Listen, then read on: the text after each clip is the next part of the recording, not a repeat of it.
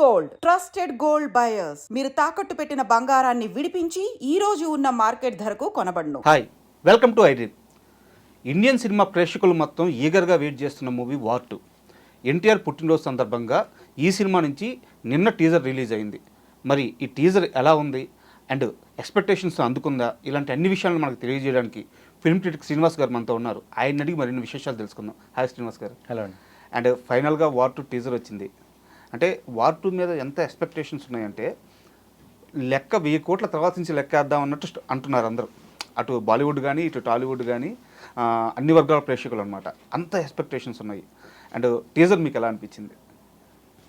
Teaser glimpses of fights, కొన్ని shorts, కొన్ని emotional shorts అన్నీ కలిపి, అంటే నాకు తెలిసి వీళ్ళు ఏంటంటే ఎన్టీఆర్ బర్త్డే వచ్చింది అనే ఒక ప్రెషర్లోనే టీజర్ రిలీజ్ చేశారనిపించింది. కానీ ఇది ఫినిష్డ్ వర్క్ కాదు.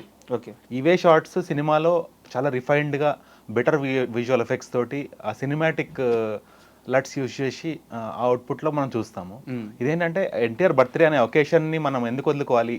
ఎందుకంటే ఆ ఎన్టీఆర్ ఫ్యాన్ బేస్ ఎంత ఉంది అనేది త్రిపురాల తర్వాత వరల్డ్ మొత్తం ఎన్టీఆర్ నెక్స్ట్ స్టెప్స్ ఏంటి అని చూస్తున్నారు కదా. సో వాళ్ళు ఆ హంగ్రీనెస్కి ఇది ఒక మీల్ లాంటిది.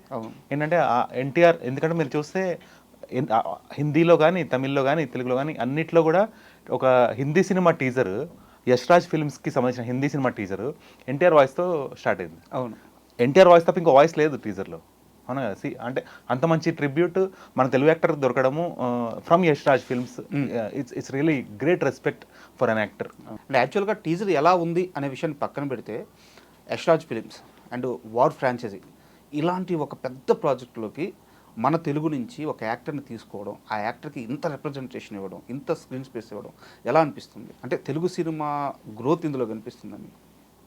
I think this is the first time Yashraj films వాళ్ళు ఒక తెలుగు యాక్టర్కి ఇంత ఈక్వల్ టు హీరో ఇంపార్టెన్స్ ఇచ్చి, ఆల్మోస్ట్ అంటే సెకండ్ హీరో, అంటే 2 హీరోస్ సినిమాలో ఇతను ఒక హీరో. అవును, అంటే యశ్రాజ్ ఫిల్మ్స్ ఫస్ట్ టైం ఒక నాన్ హిందీ యాక్టర్కి ఇంత ఇంపార్టెన్స్ ఇస్తున్న రోల్ ఇస్తున్నారు. అండ్ ఒక్క డైలాగ్ కూడా హృతిక్ రోషన్ లేదు టీజర్లో.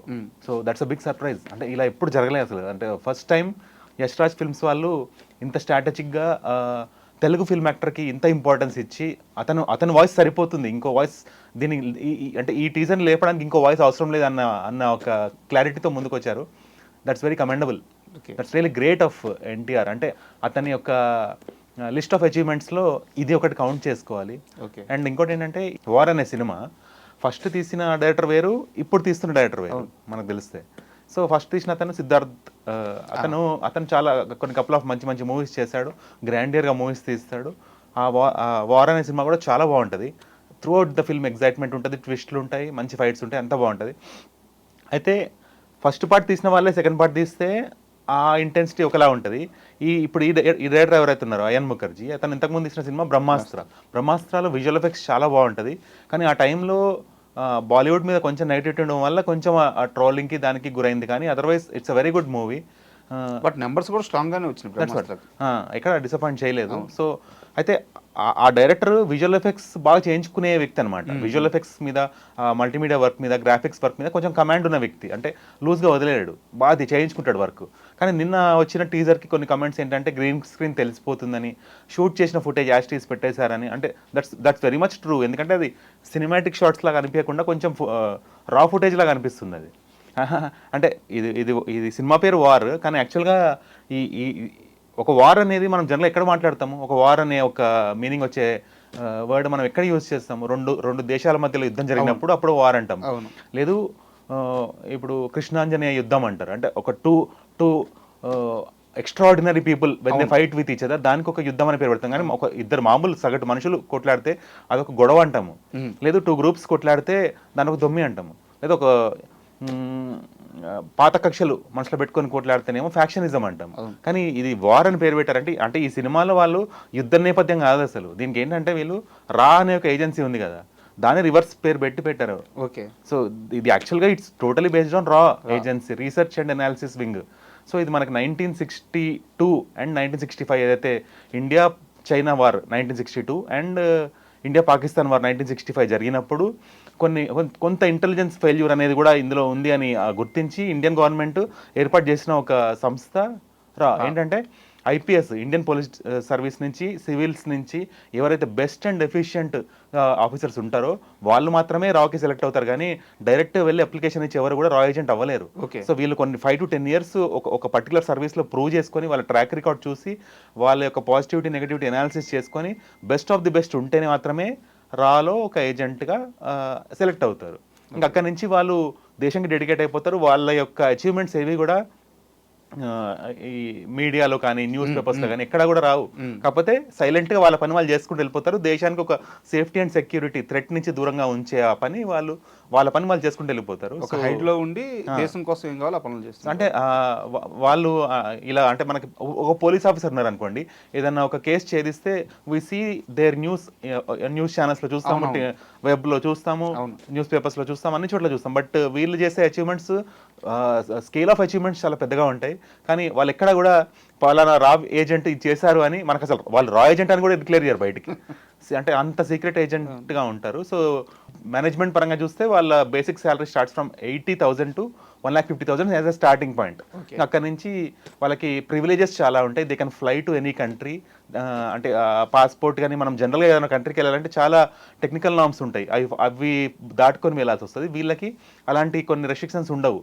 అయితే ఈ అన్ని పాయింట్స్ మనం దృష్టిలో పెట్టుకొని ఇలాంటి సినిమా చూడాలి. ఫస్ట్ థింగ్ అంటే ఈ ట్రోల్ చేసే వాళ్ళు కానీ క్రిటిసైజ్ చేసే వాళ్ళు కానీ అక్కడ ఉన్న ఆ పర్సన్ ఎవరైతే ఉన్నారో ఇంత బెస్ట్ అని మనం తెలుసుకోవాలి. అంటే ఇప్పుడు ఫర్ ఎగ్జాంపుల్ హృతిక్ రోషన్ ఈ సినిమాలో ఒక ప్రాజెక్ట్గా చూపిస్తున్నారు. ఎన్టీఆర్ కూడా మరి ఇందులో నెగటివ్ రోల్ అంటున్నారు, కానీ ఎంతవరకు అది కరెక్ట్ అనేది వీ నెవర్ నో. బికాస్ నేను చూసిన డైలాగ్లో కూడా he's throwing a challenge on Hrithik Roshan. అవును, అంటే మరి ఇద్దరిలో బెస్ట్ ఎవరు అనే ఒక ఆ పర్స్పెక్టివ్లో సినిమా ఉంటుందా అనేది ఇంకా వీ నెవర్ నో. చాలా పర్స్పెక్టివ్స్ వస్తున్నాయి, చాలా రకాలుగా మాట్లాడుతున్నారు. ఇతను కూడా ఈక్వల్ టు హీరో అని అలా స్టార్టింగ్లోనే ఒక డైలాగ్ చెప్పించారు. అవును, ఇప్పటిదాకా ఇండియన్ బెస్ట్ సోల్జర్ నువ్వే, కానీ ఇకపై కాదు, ఇప్పుడు కాదు. అవునవును, అంటే నేను వచ్చాను అని. అంటే దీన్ని 2 రకాలుగా అర్థం చేసుకోవాలి. అంటే నేను వచ్చానంటే నీకు పోటీగా నేను వచ్చాను అర్థమా, లేదు నేను నిన్ను ఉండనివ్వననే. నేను వచ్చాను కాబట్టి నిన్ను ఉండనివ్వనని, రెండు ఉన్నాయి. అంటే ఇక్కడ ఇతను ఎలాంటి ఛాలెంజ్ అనేది మనకు సినిమా చూస్తేనే అర్థమవుతుంది, లేదా trailer can give much better clarity. Okay. And మనకి ఈ వారు ఫ్రాంచైజీ మొత్తం మూవీస్ విషయానికి వస్తే కబీర్ అనే ఒక క్యారెక్టర్ భయంకరమైన ఇంపాక్ట్ క్రియేట్ చేస్తుంది. ఒక పెద్ద ఫ్యాన్ బేస్ ఉంది ఆ క్యారెక్టర్, పైగా హృతిక్ రోషన్. సో మీకు ఇంకా దాని గురించి చెప్పాల్సిన అవసరం లేదు. సో నిన్న టీజర్ రిలీజ్ అయినప్పుడు ఆ కబీర్ క్యారెక్టర్ని వాళ్ళు తీసుకోవడం అనేది చాలా ఈజీ, ఆడియన్స్ రిసీవింగ్ అనేది చాలా ఈజీ. సో దానికి తగ్గట్టు అప్లాజ్ వచ్చింది. బట్ ఫస్ట్ టైం ఎన్టీఆర్ ఈ ఫ్రాంచైజీలో ఫస్ట్ టైం కనిపించాడు. సో ఇంత హ్యూజ్ అప్లాజ్ ఒక్కసారి అట్లా కనిపించి ఒక టీజర్తోనే. అంటే అక్కడ ఎన్టీఆర్ యాక్టింగ్ పని చేసిందా, ఆ లుక్స్ పని చేసినాయా, ఏ పని చేసిన అనుకుంటున్నారు మీరు? అదే అంటే ఇప్పుడు RRR సినిమాలో చాలామంది తెలుగు ఆడియన్స్కి రామ్ చరణ్ నచ్చారు, కానీ గ్లోబల్ ఆడియన్స్ చాలామంది they fell for NTR acting. Okay. ఎందుకంటే అతని క్యారెక్టరే రామ్ చరణ్ క్యారెక్టర్ RRRలో సీరియస్గా ఉంటుంది, మొత్తం సీరియస్గా ఉంటుంది, స్టేబుల్గా ఉంటుంది, సటిల్గా ఉంటుంది. అందులో నుంచి కామెడీ జనరేట్ చేయడానికి ట్రై చేయలేదు. కానీ ఎన్టీఆర్ క్యారెక్టర్ ఏదైతుందో కొంచెం ఫన్ లవింగ్గా, చరిష్మాటిక్గా, నచ్చేసేలాగా, చూస్తే నచ్చేసేలాగా అతని బిహేవియర్ కానీ అతని యాక్ట్స్ కానీ.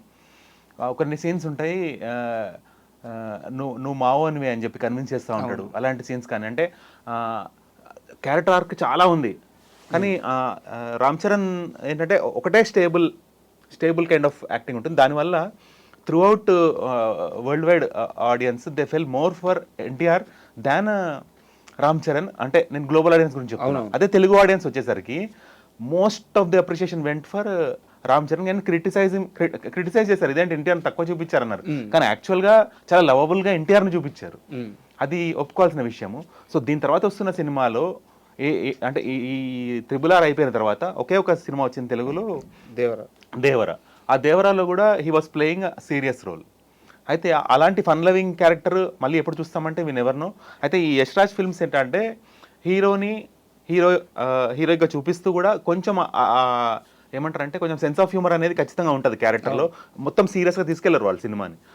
విలన్ పోర్ట్రేయల్లో కూడా ఎంతో అంత సెన్స్ ఆఫ్ హ్యూమర్ అనేది పెడతారు. ఇంకోటి ఈ డ్రెస్సింగ్ స్టైల్లో కూడా ఇప్పుడు James bond style of movies చూసే వాళ్ళకి, ఫాస్ట్ అండ్ ఫ్యూరియస్ లాంటి మూవీస్ చూసే వాళ్ళకి, అండ్ రీసెంట్గా వచ్చిన మిషన్ ఇంపాసిబుల్ లాంటి మూవీస్ చూసిన వాళ్ళకి మనకు అనిపిస్తుంది ఇండియా నుంచి ఇలాంటి మూవీస్ ఎందుకు రావు, మన హీరోస్ కూడా కేపబులే కదా, ఇలాంటి ఫైట్ సీక్వెన్సెస్, ఇలాంటి ఒక ఎటైర్, ఇలాంటి డ్రెస్ గెటప్స్ ఇలాంటి వాటితోటి మన ఇండియన్ హీరోస్ ఎంత బాగుంటారు కదా అనిపిస్తుంది. సో దానికి ఎంతో అంత ఆన్సర్ ఈ వైఆర్ఎఫ్ అనే వాళ్ళు ఇస్తా వస్తూ ఉన్నారు ఒక్కొక్క మూవీ తోటి.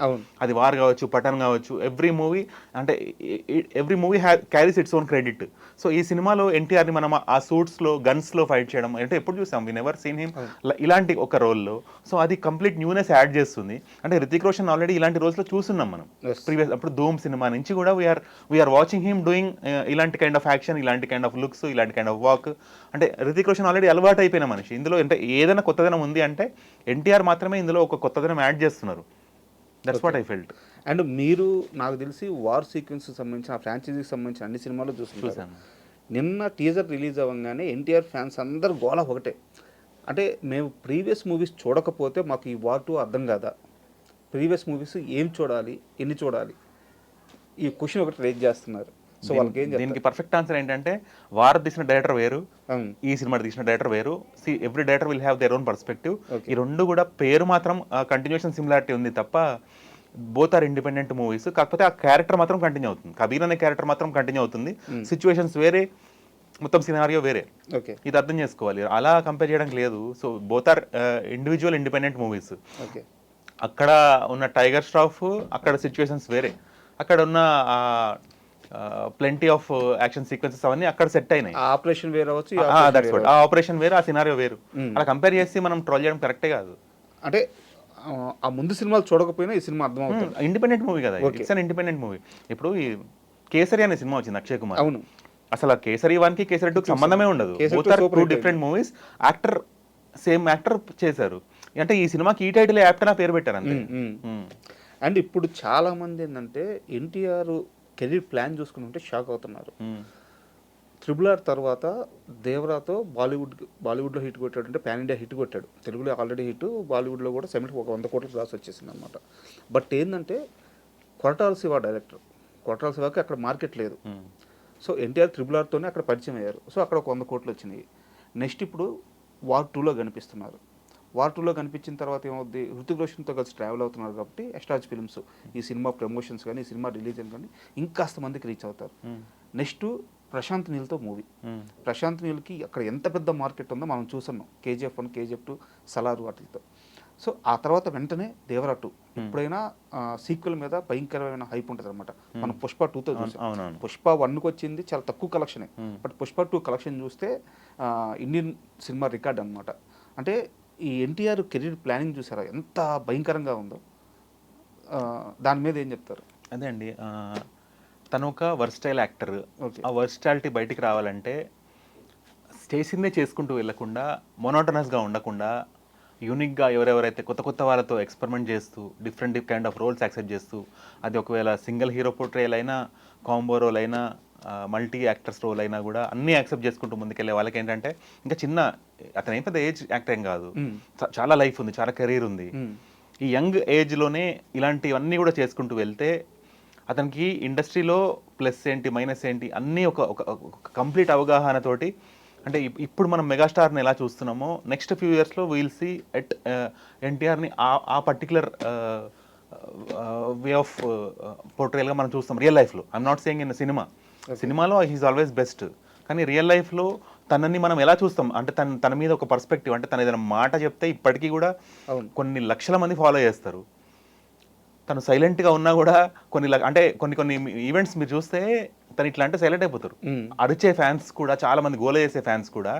రీసెంట్గా వాళ్ళ బ్రదర్తో ఒక మూవీ, దాంట్లో కూడా చిన్న సైగా మైక్ తీసుకొని మాట్లాడలేదు, సైలెంట్గా ఉండండి అని రిక్వెస్ట్ కూడా చేయలేదు, జస్ట్ ఒక సైగా చేస్తే అందరు సైలెంట్ అయిపోయారు. So that's the power of NTR. And మీరు అన్నట్టు ఆ కెరీర్ చాయిసెస్ ఎవరికైతే మంచిగా ఉంటుందో వాళ్ళ యొక్క కెరీర్గ్రాఫ్ ఇంకా హై ఉంటుంది. అంటే మన ఇండియన్ పాపులేషన్ టోటల్ తీసుకుంటే 140 crore ఉంటుంది. దాంట్లో ఫిల్మ్ అడ్మిరేషన్ పాపులేషన్ తీసుకుంటే ఒక 50 to 60 crore పాపులేషన్ ఖచ్చితంగా అన్ని మంచి సినిమాలు ఆదరిస్తారు వాళ్ళు త్రూఅవుట్ ఇండియా నేను చెప్తున్నాను. Because it's going to be majorly Hindi movie. ఇది తెలుగులో మనకి we get a dubbed version. Actually it's a Hindi movie. దీన్ని ఫస్ట్ ఆఫ్ ఆల్ హిందీ మూవీగా చూడాలి.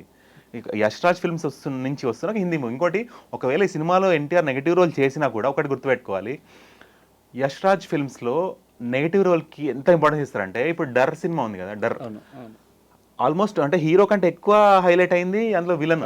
అవును. అర్థమైందా? అంటే విలన్ ఎక్కువ అడ్మిరేషన్ చూపిస్తున్న కైండ్ ఆఫ్ డేస్ ఇది. ఇప్పుడు కేజీఎఫ్ సినిమా ఉంది. కేజీఎఫ్ సినిమాలో అతను ఏం సేవియర్ కాదు, అతను ఏమి సేవ కార్యక్రమాలు చేయడు సినిమాలో. He's portrayed as a villain only. అవును. విలనే హీరో, విలనిజమే హీరో అందులో. సో నెగటివ్ పోర్ట్రేయలే ఎక్కువ యాక్సెప్ట్ అవుతుంది ఒక కల్ట్ ఆడియన్స్ కి. సో అలా క్యాటర్ అయినా కూడా, ఒకవేళ మన ఎన్టీఆర్ నెగిటివ్ అయినా కూడా, రితిక్ రోషన్ ఆపోజిట్ ఉన్నా కూడా, ఇతనికంటూ ఒక స్ట్రాంగ్ ఫ్యాన్ బేస్ ఉంది కాబట్టి, అతను ఏం చేసినా ఇష్టపడే ఒక ఆడియన్స్ ఉన్నారు కాబట్టి. సో దాని పరంగా అంటే నేను ఏమంటున్నానంటే, ఇట్లా ట్రోల్ చేసే వాళ్ళు ఒకటి గుర్తుపెట్టుకోవాలి, ఎవాల్వ్ అవుతున్నాడు ఒక యాక్టర్, ఆ ఎవాల్వ్ అవ్వనివ్వాలి. మీరు ముందే ట్రోల్ చేసి కూర్చోబెడతానంటే ఇంకా వాళ్ళు ఏం చేయకుండా అట్లా ఉండిపోతారు. సో ఆ ఎవాల్వింగ్ నేచర్కి మనం వెల్కమ్ చెప్పాలి. ఇప్పుడు సీనియర్ ఎన్టీఆర్ ఉన్నారు చూడండి, ఎంతమందితో కొలాబరేట్ అయ్యేవాళ్ళు, ఎన్ని మల్టీ స్టారర్స్ చేశారు, హీరో కూడా చేశారు, విలన్ కూడా చేశారు, అన్నీ చేశారు. అంటే ఆ సీనియర్ ఎన్టీఆర్ అంటే ఆయన పేరు యాక్చువల్లీ సీనియర్ ఎన్టీఆర్ ఎందుకంటే తన పేరు జూనియర్ ఎన్టీఆర్ అని పెట్టుకున్నాడు కాబట్టి, ఆయన చేసిన ఎక్స్పెరిమెంట్స్ ఎవరు చేస్తుంటారు, ఆయన డైరెక్షన్ చేస్తే కూడా చేశారు కదా. సో అలాంటి ఒక same path he's following. So అంటే తనని ఎంతో అంత సక్సెసర్గా ఫీల్ అవుతారు కాబట్టి he's taking the same kind of steps. ఇంకా నెక్స్ట్ లెవెల్ కూడా వెళ్తున్నారు. అంటే beyond Telugu he's experimenting with Hindi and more languages, more exposure. నాకు తెలిసి ఇప్పుడు ఈ మిషన్ ఇంపాసిబుల్ ఫ్రాంచైజ్ అయిపోయింది, కొన్ని మార్వెల్ ఫ్రాంచైజ్ అయిపోయింది, అంటే ఎండ్ అయిపోయిన ఫ్రాంచైజెస్ చాలా ఉన్నాయి హాలీవుడ్లో. నెక్స్ట్ స్టార్ట్ అవబోయే ఫ్రాంచైజ్లో ఒకవేళ హృతిక్ రోషన్ అంటూ సెలెక్ట్ అవుతే తను రికమెండ్ చేయడా ఎన్టీఆర్ని, తను బాగుంటాడని? మీరు ఆలోచించండి. హాలీవుడ్లో మన స్టార్ ఉంటే ఎలా ఉంటుంది? ఎన్టీఆర్ రామ్ చరణ్ ని రికమెండ్ చేయడం. నా క్వశ్చన్ కూడా ఇది. That's what. అంటే మన స్టార్స్ ఎదిగే క్రమం ఇది. అంటే ఒక 7-8 years ఆఫ్ ఫ్రాంచైజ్ ఎండ్ అయిన టైంలో, కొత్త ఫ్రాంచైజ్ స్టార్ట్ అయ్యే టైంలో ప్రపంచం చూస్తున్న యాక్టర్స్లో మంచి యాక్టర్స్ వీళ్ళంటూ కనిపిస్తే, వీళ్ళ కొలాబరేషన్ ఎంత బాగుంది కానీ వాళ్ళకి ఒకవేళ అనిపిస్తే ఎలా ఉంటుంది చెప్పండి. ఇప్పుడు ఫర్ ఎగ్జాంపుల్ ఈ అనిమల్ అనే సినిమా వచ్చింది, ఎక్కడో బాబీడియల్ ఏదో చిన్న క్యారెక్టర్ చేస్తే అది నచ్చి డైరెక్టర్ బాబీడియల్ని పిలిపించుకొని ఆ రోల్ చేయించుకున్నారు. Otherwise we never know. అంటే ఇంకో యాక్టర్ ఉంటే ఎలా ఉంటుందో మనకు తెలియదు కానీ ఇతను ఎంత బాగుంది ఇతనితో చేస్తే. సార్ ఇప్పుడు మీరు ఇందాక ఒక మాట అన్నారు, హృతిక్ రోషన్ ఒక హాలీవుడ్ ఫ్రాంచైజీలోకి వెళ్తే ఎన్టీఆర్ని రెఫర్ చేయరా, ఎన్టీఆర్ వెళ్తే రామ్ చరణ్ రెఫర్ చేయరా అని. అసలు ఎంత అద్భుతంగా ఉందంటే ఆ మాట. సార్ మనం బాహుబలి 1 ముందు చూసుకున్నట్టయితే సార్ ప్రభాస్ని రానా పరిచయం చేశారు. అవును, కరెక్ట్. బాహుబలి 1 అప్పుడు ప్రమోషన్స్ లో కరెక్ట్ రానా అక్కడ తెలుసు అందరికి, ప్రభాస్ తెలియదు. ఈ రోజు ప్రభాస్ మార్కెట్ ఎంత సార్, ఇండియన్ సినిమాని ఊపేస్తున్నాడు. అంటే అది ఎవాల్యుయేషన్, అది గ్రోత్. మన హీరోల మీద మన వాళ్ళు ఈ హీరోని ఆ ఫ్యాన్స్ ఈ హీరోని ఏమొస్తుంది సార్ ఇలా మాట్లాడుకుంటా ఉంటే? అంటే కొన్నిసార్లు కొంతమంది యాక్టర్స్ ఏదైనా ఫ్లోలో ఏదైనా మాట అన్నా కూడా దాన్ని మనసుకు తీసేసుకొని మనం ఏదో ట్రోల్ చేయాలి వాళ్ళని అని అలా ఎప్పుడు పెట్టుకోవద్దు. బికాస్ ఈ యాక్టర్స్ ఎవరైతే ఉంటారో ఎవ్రీ మినిట్ వాళ్ళు బిజీగా ఉంటారు, ఏదో ఆలోచనలో ఉంటారు వాళ్ళు. అంటే మనకు మనిషి ప్రెజెంట్లో ఉన్నా వాళ్ళు ఏదో సంథింగ్, ఏదో సినిమాకి సంబంధించిన వర్క్ కానీ, ఏదో టెక్నికల్ వర్క్ కానీ, ఏదో ఒక మైండ్ ఎక్కడ ఉంటుంది వాళ్ళకి. సో అది మనం గుర్తుపెట్టుకోవాలి. సడన్గా ఏదైనా క్వశ్చన్ అడిగినప్పుడు, సడన్గా ఏదో ఆన్సర్ వచ్చినప్పుడు అది పట్టేసుకొని మనము వీళ్ళని ట్రాల్ చేద్దాము, వీళ్ళని విసిగిద్దామన్న అలాంటి ఒక నేచర్ కరెక్ట్ కాదు. అది వెబ్లో అయినా డైరెక్ట్ అయినా ఎక్కడైనా కూడా. అండ్ ఓవరాల్గా చూసుకుంటే మన తెలుగు స్టార్ హీరోలు ఎవరైతే ఇప్పుడు టైర్ 1 హీరోలు ఉన్నారో వాళ్ళందరి మధ్య ఉండే బాండింగ్ ఎంత బ్యూటీ ఉంటుందంటే, నాకు తెలిసి మిగతా ఇండస్ట్రీలో ఇంత బ్యూటీ, ఇంత ఫ్రెండ్షిప్ ఉంటుందంటే నేను నమ్మను. అంత బాగుంటారు మన వాళ్ళు. బట్ ఏందో ఫ్యాన్స్ ఇంకా తెలుసుకోవట్లేదు. ఓకే, దాన్ని పక్కన పెట్టేస్తే మళ్ళీ వార్ ఫ్రాంచైజీ విషయానికి వస్తే, సార్ నేను ఒక టాక్ విన్నాను, ఇది నిజమని నేను చెప్పట్లేదు, ఒక గాసిప్ మాత్రమే, బట్ నేను విన్నాను, అది నిజమా కాదా చెప్పండి మీరు. అంటే యశ్రాజ్ ఫిల్మ్స్ వాళ్ళు వారు ఈ ఫ్రాంచైజీలోకి ఎన్టీఆర్ని తీసుకున్న తర్వాత ఆయన రోల్ని ఇంకాస్త పెంచడానికి, స్క్రిప్ట్లో చేంజెస్ కూడా పెంచడానికి, ఈ మొత్తానికి కారణం బ్యాక్గ్రౌండ్లో సల్మాన్ ఖాన్ ఉన్నారు. సల్మాన్ ఖాన్కి ఎన్టీఆర్ అంటే చాలా ఇష్టం, ఆయనే రెఫర్ చేశారు. ఇప్పుడు ఈ వార్ 2లో క్యారెక్టర్ కూడా అలవిగా ఉంచి నెక్స్ట్ తన మూవీ వస్తుంది కదా ఇదే ఫ్రాంచైజీలో, తను కూడా మూవీ చేయాలి కదా. సో దాంట్లో కూడా మొత్తం ఈ వార్ ఫ్రాంచైజీస్కి మొత్తానికి కూడా విలన్గా అన్నిట్లో ఎన్టీఆర్ఏ మెయిన్గా ఉండేటట్టు ప్లాన్ చేశారు సల్మాన్ ఖాన్ అని చెప్పేసి. ఇది ఒక జస్ట్ గాసిప్ మాత్రం, ఇంట్లో ఎంతవరకు నిజం ఉంటుంది? అదే మీదన్నట్టు ఇట్స్ స్పెక్యులేషన్. ఇప్పుడు స్టోరీ బోర్డ్ మొత్తం చేసుకున్న తర్వాతనే ఒక యాక్టర్ తోటి అప్రోచ్ అయ్యి మాట్లాడతారు కదా. ఇప్పుడు ఒక యాక్టర్ని కన్విన్స్ చేయాలంటే, ఎన్టీఆర్ లాంటి యాక్టర్ని ఒక సినిమాకి కన్విన్స్ చేయాలంటే జస్ట్ లైక్ దట్ ఒప్పేసుకోరు కదా. హిందీ సినిమా నుంచి ఆఫర్ వచ్చింది కదా అని ఒప్పేసుకోరు కదా. బికాస్ వీ హ్యావ్ సీన్ ఇప్పుడు ప్రభాస్ లాంటి యాక్టర్ని ఒక డైరెక్టర్ వచ్చి కన్విన్స్ చేసుకొని ఆదిపురుష్ చేశారు. కానీ సినిమా బాగున్నా కూడా కొంచెం నెగటివిటీ వల్ల కొన్ని విషయాలకి కొన్ని సెగ్మెంట్ ఆఫ్ పీపుల్ అఫెండ్ అవ్వడం వల్ల ఆ సినిమా ఆశించినంత రిజల్ట్ దొరకలేదు. సెకండ్ హాఫ్ ఒప్పుకోవాలి, ఎంతో అంతా అది గ్రాఫిక్ వర్క్ ఫెయిల్ అయింది. రావణాసుడికి సంబంధించిన ఆ సైన్యాన్ని బొమ్మల్లా చూపించేశారనే ఒక కంప్లైంట్ వచ్చింది. కొన్ని డైలాగ్స్ పరంగా కూడా కొన్ని రివర్స్ అయ్యాయి. అలా జరగకుండా ఒక ప్రాపర్ టీమ్ ఇది ప్రాపర్ టీమా కాదా, ఇది ప్రాపర్ స్క్రిప్టా కాదా, ఇది ప్రాపర్ డెసిషనా కాదా. బికాస్ ఎందుకంటే ఆ యాక్టర్ డెసిషన్ మీద డిపెండ్ అయ్యి ఒక సినిమా బయటికి వస్తుంది అంటే అటు సినిమా ఇండస్ట్రీలో ఎంతో హైప్ ఉంటుంది. అంటే ఆ హిందీ ఇప్పుడు యాక్టర్ బిలాంగ్స్ టు, ఇప్పుడు హృతిక్ రోషన్ అనే actor he is representing Hindi film industry, NTR అనే actor he is representing Telugu film industry. The film is going to be release throughout India. ఈ త్రూ అవుట్ ఇండియా రిలీజ్ అయినప్పుడు there should be a perfect balance between both the actors. అలా collaboration కూడా ఒక అర్థవంతంగా ఉండాలి. That's what. అంటే ఒకవేళ వాళ్ళిద్దరి మధ్యలో ఒక ఫైట్ అంటూ జరుగుతాయి, ఇట్ షుడ్ లుక్ లైక్ ఒక లయన్ ఒక టైగర్ ఫైట్ చేస్తున్నట్టు ఉండాలి కానీ ఏమంటారు దాన్ని పవర్ఫుల్ అండ్ పవర్లెస్ మధ్యలో ఫైట్ లాగా ఉండకూడదు. ఉంటే ఆడియన్స్ ఒప్పుకోరు. ఇప్పుడు సింహాద్రి టైంలో మనం చూసాము, వేణుమాధవ్కి అండ్ ఎన్టీఆర్కి మధ్యలో కొన్ని కామెడీ సీన్స్ ఉన్నా కూడా ఫ్యాన్స్ కొన్ని ఏరియాస్లో, గోదావరి సైడ్ కొన్ని ఏరియాస్లో గొడవ చేసి ధర్నా చేసి మరి ఆ సీన్స్ కట్ చేయించారు. అంటే అది కామెడీ అయినా కూడా మా స్టార్ మీద మేము ఇలాంటి యాక్సెప్ట్ చేయమని చెప్పేసి. సో అలా ఉండకుండా కొంచెం ఎవాల్వ్ అవుతూ ఉంటే, ఇప్పుడు మనం ఫర్ ఎగ్జాంపుల్ విజయ్ సేతుపతి అనే యాక్టర్ ఉన్నాడు, ఎలాంటి రోల్లోనే యాక్సెప్ట్ చేస్తాడు అంటే ఒక పరకాయ ప్రవేశం అంటారు చూడండి. అవును, హీఈస్ లైక్ వాటర్, ఏ గ్లాస్లో పోసినా హీ బికమ్స్ దట్. అలాగా మన యాక్టర్ జూనియర్ ఎన్టీఆర్ ఎవరైతే ఉన్నారో తను ఎక్స్ట్రీమ్ పీక్స్ ఆఫ్ ఎవల్యూషన్కి వెళ్ళాలి, నేను ఇంకా హై ఎండ్కి వెళ్ళాలి అని కోరుకుంటున్నప్పుడు దాన్ని మనం వెల్కమ్ చేయాలి. ఇంకోటి మనం కల్కీలో చూసాం రీసెంట్గా, ఎవ్వరు ఎక్స్పెక్ట్ చేయనంత ఫైట్స్ ప్రభాస్కి అమితాబ్ బచ్చన్ మధ్యలో. అమితాబ్ బచ్చన్ ఏజ్ అయిపోయి అలా ఓల్డ్ క్యారెక్టర్ చేస్తున్న టైంలో అమితాబ్ బచ్చన్కి మన ప్రభాస్ని ఆల్మోస్ట్ నెగటివ్ రోల్ లాగా పెట్టి, కల్కిలో మీరు ప్రభాస్ని హీరో అంటారా వీళ్ళని అంటారా అది చెప్పడం కష్టం యాక్చువల్లీ. లాస్ట్ క్లైమాక్స్కి వచ్చేసరికి, ఎందుకంటే నెక్స్ట్ పార్ట్ దీని కంటిన్యూషన్లో కంప్లీట్గా ప్రభాస్ని హీరోగా చూపిస్తారు కానీ ఈ పర్టికులర్ ఫస్ట్ పార్ట్ చూస్తే అది అతను హీరోవా నెగటివ్ రోలా అంటే అఫ్ కోర్స్ అతనికి క్రౌడ్ పుల్లర్ ప్రభాసే, క్రౌడ్ పుల్లర్ ప్రభాస్ కాబట్టి హీరో అని అంటాం. కానీ ఆ క్యారెక్టర్ డ్రివెన్ గా చూస్తే అమితాబ్ బచ్చన్ కి యాంటీగా ఉంటాడు ఇతను. అమితాబ్ బచ్చన్ మంచి చేద్దాం అనుకుంటే ఎంతో అంత డిస్టర్బెన్స్ క్రియేట్ చేస్తూ ఉంటాడు. వాళ్ళిద్దరి మధ్యలో ఒక యుద్ధము, అది అందరూ ఎంజాయ్ చేస్తారు. వాళ్ళిద్దరు ఫైట్స్ ఎంత బాగున్నాయి, అవునా కదా. సో అలాంటి ఫైట్స్ ఈ సినిమాలో కూడా ఈ ఇద్దరు క్యారెక్టర్స్ మధ్యలో ఉంటాయి. ఆ రెండు కూడా మనం ఎంజాయ్ చేస్తూ సెలబ్రేట్ చేసుకోవాల్సిన సినిమా ఇది. ఎందుకంటే హిందీ సినిమా నుంచి ఒక టాప్ యాక్టర్, తెలుగు సినిమా నుంచి ఒక టాప్ యాక్టర్ కలిసి ఇంత పెద్ద కొలాబరేషన్ ఎప్పుడు జరిగింది ఇంతకుముందు? లేదు కదా. సో ఫస్ట్ టైం ఇలాంటిది వస్తున్నప్పుడు we need to whole heartedly welcome this kind of decisions by the makers. అది కూడా యష్ రాజ్ ఫిల్మ్స్ లాంటి వాళ్ళు ఏంటంటే వాళ్ళు బడ్జెట్కి అస్సలు కాంప్రమైజ్ గారు, ఎంత సినిమాకి ఎంత అవసరమైతే అంత పెట్టండి అనే ఒక ఓపెన్ హార్ట్ బడ్జెట్ ఉంటుంది వాళ్ళది. ఎందుకంటే వాళ్ళకి రెవెన్యూ ఎక్కడి నుంచి తెచ్చుకోవాలో బాగా తెలుసు. వాళ్ళు they have been ruling the industry since many years. అంటే వాళ్ళ సినిమా ఒకవేళ ఆశించినంత వాట్ యు సే క్రౌడ్ నుంచి ఆ పుల్ రాకపోయినా దాన్ని మళ్ళీ ఆ యాడ్ స్ట్రాటజీ మార్చి కూడా దాన్ని మళ్ళీ హిట్ చేసుకున్న రోజులు ఉన్నాయి వాళ్ళు. అదే అంటున్నాను నేను. అంటే ఇట్స్ లెగసీ ఆఫ్ లెజెండ్స్ అనమాట. That's what. అంటే they know how to make money out of this. So వాళ్ళు మనీ అనే టెన్షన్ వాళ్ళకి అస్సలు ఉండదు. They just focus only on to give the audience best product and best entertainment, best enjoyment. And మీరు అన్నారు కాబట్టి collection విషయం అంటే ఎంత రెవెన్యూ తెచ్చుకోవాలన్నారు కాబట్టి బేసిక్గా మీకు ఈ క్వశ్చన్ నచ్చదు. కలెక్షన్స్ విషయానికి వస్తే పర్లేదు. ఇప్పుడు ఈ మూవీ చూసుకున్నట్టయితే మనకి తెలుగులో అంటే తెలుగు కానీ తమిళ్ కానీ అంటే ఓవరాల్ సౌత్ కానీ ఎన్టీఆర్ ప్రభావం చాలా ఎక్కువగా ఉంటుంది. బాలీవుడ్ నుంచి హృతిక్ రోషన్ ప్రభావం చాలా ఎక్కువగా ఉంటుంది. ఎంత కలెక్ట్ చేయొచ్చు అనుకుంటున్నారు మూవీ? నిందాక చెప్పాను కదండి, ఇది మనం ఒక హిందీ మూవీగా చూద్దాం. తెలుగులో ఆఫ్ కోర్స్ రిలీజ్ అవుతుంది, తమిళ్లో కూడా రిలీజ్ అవుతుంది, కానీ దీన్ని మనం let's count it on Hindi. ఒక హిందీ సినిమా రీసెంట్ హిట్స్ మనం చూస్తే ఒక పఠాన్ కానీ షారుఖ్ ఖాన్ మూవీస్ హిట్ అయినాయి. కొన్ని హిట్ మూవీస్ అన్నీ కూడా 1000 టచ్ అయ్యి 1200 దాకా రీచ్ అవుతున్నాయి. అంటే వాటి basic capability with one actor as a hero. ఒక మెయిన్ లీడ్గా ఒక యాక్టర్ ఉన్నాడు, విలన్గా ఇంకో యాక్టర్ ఉన్నాడు. ఇప్పుడు ఇందులో it's like huge jumbo combination లాంటిది ఇది. హృతిక్ రోషన్ ఉన్నాడు, ఎన్టీఆర్ ఉన్నాడు. సో ఇక్కడ ఇద్దరు క్రౌడ్ పుల్లర్స్ అవుతున్నారు. ఆ క్రౌడ్ పుల్లర్స్ మధ్యలో ఒక కాంబో జరుగుతుంది. వాళ్ళిద్దరి మధ్యలో కొన్ని సీన్స్ జరగబోతున్నాయి. అంటే నెవర్ సీన్ బిఫోర్ థింగ్స్ మనం స్క్రీన్ మీద చూడబోతున్నాము. సో ఆబ్వియస్లీ మీరు అన్నట్టు 1000 స్టార్టింగ్ పాయింట్ అవ్వచ్చు. ఓకే. ఇంకోటి ఏంటంటే నేను చెప్పినట్టు 50 to 60 crore ఇండియన్ ఆడియన్స్ ఖచ్చితంగా ఈ సినిమా థియేటర్లో చూస్తారు. దాంతోపాటు వరల్డ్ వైడ్ ఆడియన్స్ ఉన్నారు.